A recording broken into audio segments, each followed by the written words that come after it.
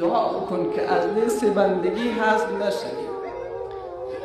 گاهی وقت سرکشی قدر زیاد میشه که چشمان ما را پرده میگیره، خوب و خراب تشخیص داده نمیتونیم.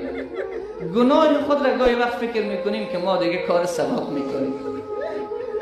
گفتی به عذاب خدا گرفتار شده، دعای بد در حق از این بیشتر فایده نمی کند. الان در بزرگترین عذاب الله گرفتار است. گفت چه عذاب است؟ گفت خدایی را از لیست بندگی حذف کرده.